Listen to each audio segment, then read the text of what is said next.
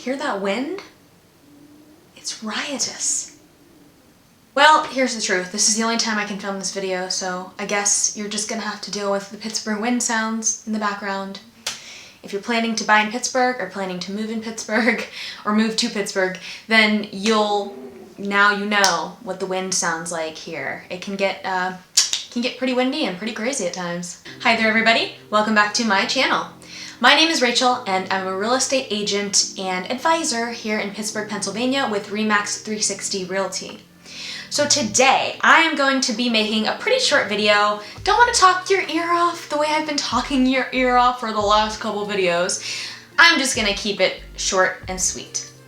A lot of people are wondering what's gonna happen with this spring market. Are things finally gonna bottom out with these 7% interest rates? Buyers must be absolutely terrified of these rates. How could anybody want to buy at a 7% rate? It's absolutely crazy. Who wants to waste their money on an interest rate like that when a year or two ago there were 3 and 4% interest rates? That just seems completely unfair. Well, I have bad news for everybody looking to buy in the Pittsburgh market, and perhaps bad news for everybody that wants to buy nationally. The interest rates are gonna be at 7% for a couple months, and then in the second quarter of 2023, they're projected to be in the mid-5s, which is great news. But does that mean that you should wait to buy? So here is the real issue that buyers are going to run into in Pittsburgh. Interest rate is not your problem. Interest rate, you're gonna have to get over. You can always refinance down the road, and it's looking like inflation has been curbed enough where the Fed will stop the rate hike. So that probably means that in the 5s and 6s is gonna be normal from now on. That 3% rate, that's gone. That's gone forever. Gone forever. Unless something disastrous like COVID happens again, of course. Buyers need to get used to the 5% interest rates. You can wait till the end of 2023 if you want, but back to the bad news that I have for everybody. Inventory is what is your actual problem, not the interest rates. There has been a lot of rhetoric in the Pittsburgh market, at least, that buyers should get used to the 6% rates. And a lot of buyers have been told by realtors that they sort of need to get on board with those rates because that's the new normal. And if they ever want to buy a house, they should probably do it now because the rates really aren't going to get any better.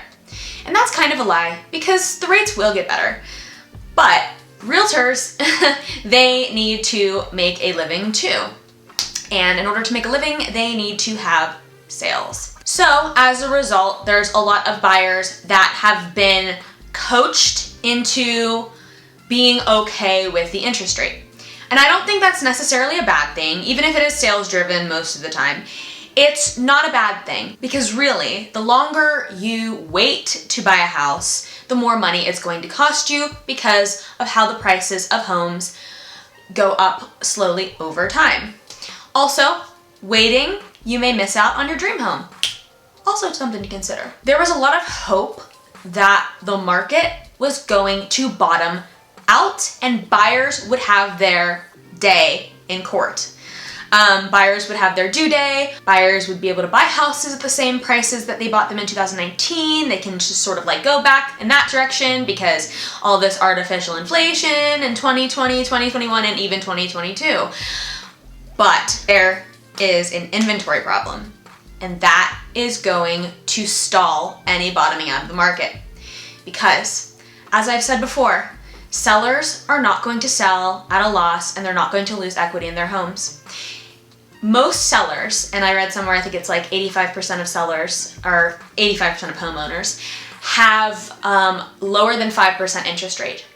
Now, if there was no urgency to move, then why would they sell their house and buy another home at a higher interest rate whenever they could keep living in the home they have now and wait until the drop in interest rates creates more competition? And that's where things are going to get you.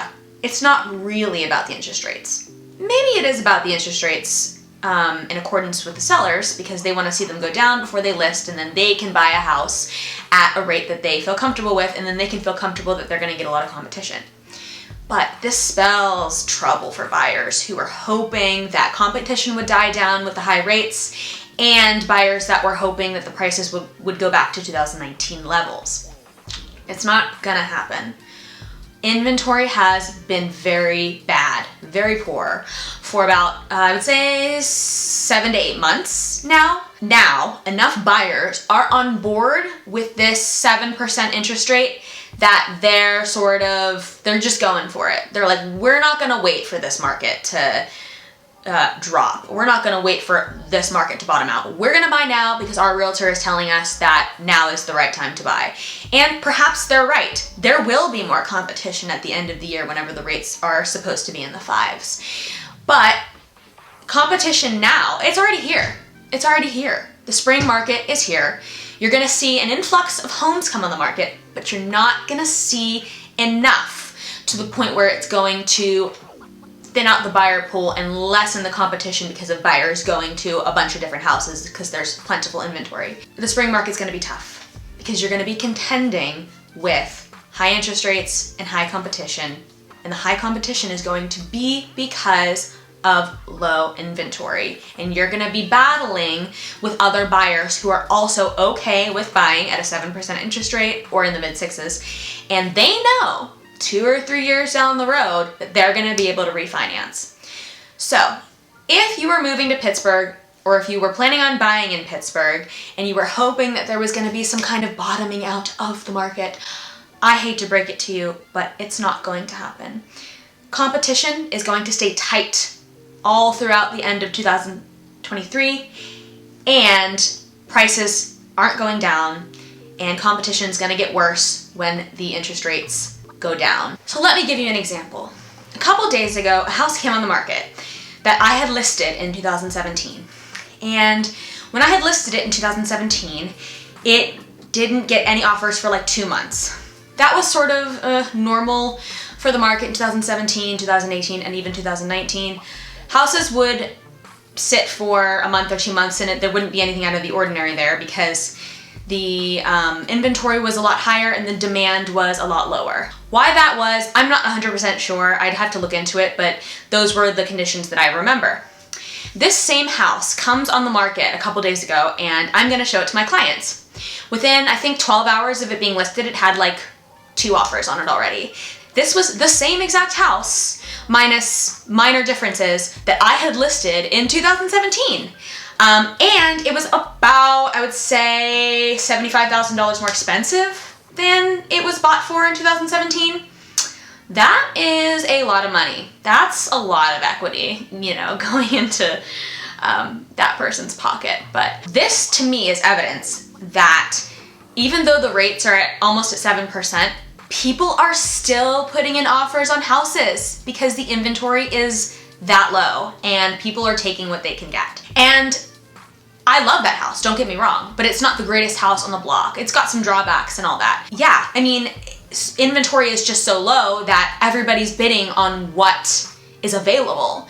And that trend's not going to end anytime soon because of the data and the facts that I had stated before. And honestly, these are just my predictions based on what I've been seeing in real time and what I've read from economists, but I'm pretty sure that this assessment is accurate only because it's like the only thing that sort of lines up with what I'm seeing in real life and what I'm reading. I know nobody wants to hear this. Everybody wants to hear that they're gonna get their shot. But I think the most important thing to take away here is that in Pittsburgh, at least, I can't speak for the rest of the country, but in Pittsburgh, home prices are what they are. They may not go up tremendously in the next couple years, but they are what they are. And I think buyers are just going to have to get on board with the new rates and the new prices, and this is the new normal. So if you're looking to buy a house in Pittsburgh, I think maybe even the first step before getting pre-approved is coming to terms with the fact that there is no bubble, the market's not going to bottom out, and things aren't really ever going to get cheaper in accordance with how everything else in life, as we've been told, is not going to get any cheaper. But the good news is I'm here to guide you through that process and make it as stress-free as I possibly can and to hold your hand whenever you're feeling sort of uncertain or afraid in this very expensive life decision. So, if you're interested in buying a house in Pittsburgh, perhaps you're moving within Pittsburgh or you're moving to Pittsburgh, I have supplements in the descriptions box below. You're gonna have to go to my website and sign up for those forms, but I have a great relocation guide that I created from scratch. And it's chock full of all my expertise about Pittsburgh and all my experiences and all my native market data and opinions that I have. Yeah, it's all in there and it is free for you. All you have to do is sign up for my website and I'll send that right to you. I also have a first-time home buyer's guide that you may be interested in if you are a first-time home buyer, whether you are moving to Pittsburgh or moving within Pittsburgh. That is also free for anybody that would like to use it. So thank you so much again for watching this video. It means the world to me to be able to put out this content and help potential future homeowners like you all out. I hope everybody has a wonderful day and I hope to see you again very soon. Thanks so much. Bye-bye.